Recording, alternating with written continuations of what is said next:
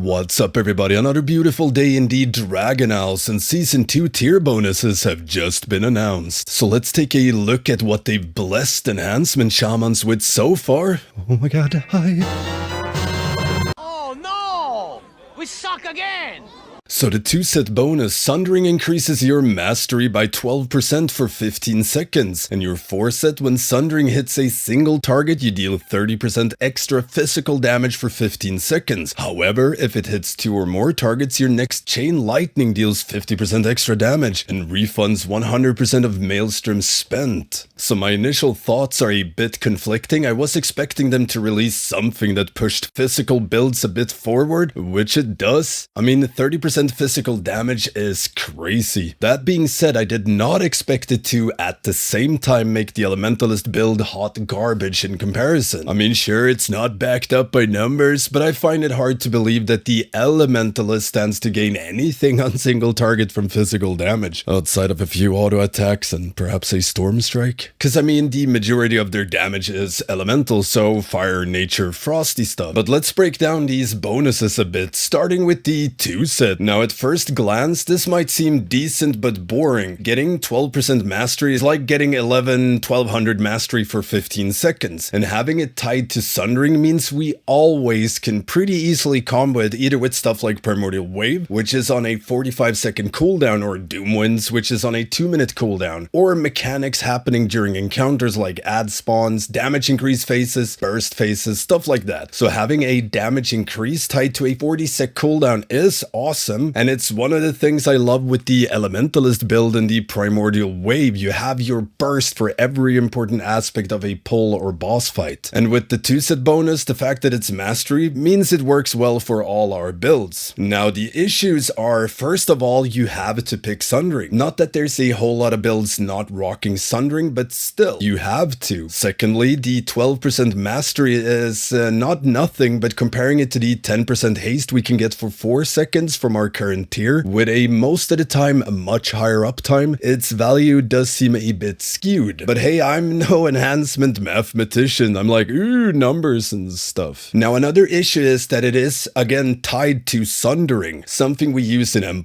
and raids a lot as an interrupt. So take Azure Vault when you want to use Sundering to interrupt the Rocky Boy's frontal piercing shards. With this tier bonus, you're gonna want to slap that out as soon as possible, combined with all of your other burst cooldowns, so holding it for interrupt is gonna be pretty feels bad. And the same is true in raids if an encounter calls for it. Oh yeah, I'm just gonna hold my 2-set bonus big cooldown slap for 30 seconds because I need to interrupt an ad, yeah! Now if we add in the 4-set, it brings its own pros sprinkled with a bucket of cons. My favorite. Now I've not been able to test these on PTR yet, so these are mostly my personal opinions on the matter, so let's break that one down a bit. So the 4-set, now when Sundering hits a single target, you deal 30% increased physical damage for 15 seconds. Now this is straight up batshit for Fizz builds, especially the different Gamba builds, which are also getting buffed in 10.1. Now the obvious downside with this bonus is, as I mentioned earlier, 30% Fizz for the Elementalist build is not good at all. So whereas the physical build can slap down Sundering, gain a ton of mastery and pure physical damage, which you can combine with Legacy of the Frost Witch for an additional 25% physical damage, and Wolfies for even more physical damage, the Elementalist build will instead slap down Sundering, feel sadness in their heart. Wah, wah. I mean, if they really didn't want us to play Elementalist, they shouldn't have made a shiny new talent tree with multiple potential builds. Kinda defeats the purpose. But wait. There's more. When Sundering strikes 2 or more targets, your next Chain Lightning deals 50% increased damage and refunds 100% of Maelstrom weapon stacks consumed. Now this one is a bit weird at best. Chain Lightning itself does a decent amount of damage, but it's by no means our main nuke on AoE compared to, say, an empowered Frost Shock slap. Whereas my Chain Lightning did like 250k on AUs on 5 targets, one empowered Frost Shock did like 480 20k on 5 targets. But with this set bonus, we'll be able to slam down Sundering into a 50% stronger Chain Lightning, which refunds all Maelstroms, so we can slap it again. Now, the issue I have with this one on AoE, more often than not, you want to follow up a spender with a Frost Shock slap. So you have somewhat of a rotation between building Maelstrom into spending it into a Frost Shock. So being able to back-to-back Chain Lightning might make you feel like a Sith Lord, but it delays Frost Shock if it's off cooldown. And well, if you don't spend Maelstrom at all, you'll overcap Maelstrom instead, which is also feels bad. So for example, I press Sundering, smash out a Chain Lightning, get 10 Maelstrom refunded, and then I Frost Shock. Instead of spending the Maelstrom I got refunded. That means I'll be on 10 Maelstrom, gain 2 Maelstrom, plus whatever Maelstrom my auto attack procs would potentially get. So if you spend it, it feels bad because you delay Frost Shock, and if you don't spend it, it feels bad because you overcap. And since it's on AoE, we gotta consider Crash Lightning as well, which gets empowered by Chain Lightning and gains cooldown reduction from it. Both of which largely gets wasted if you double Chain Lightning, since, well, the cooldown reduction doesn't do anything, because again, you want to Frost Shock after it. So even if you get Crash Lightning back from the 2x Chain Lightning, you just delay it anyways in favor of other things. So yay, you got it back. Whoa, it did nothing. It could be a thing though with the new Fire Nova changes, since Fire Nova is getting buffed to do Flame Strike damage now to work with physical builds. So for example, a Fizz Gamba build with Fire Nova for AoE where you don't care about the Frost Shock since, well, you're Fire Nova now. There, being able to back-to-back Chain Lightning makes more sense, since with Fire Nova, it's more about generating insane amounts of Maelstrom and spewing out spenders, rather than spend Frost Shock spend. But I'm skeptical to it actually being better than Frost Shock, but tuning in Sims will tell. But I mean, Frost Shock absolutely slaps. Now, another potential issue with this 4-set bonus is when you want to trigger it single target, but there's ads or you're in M+,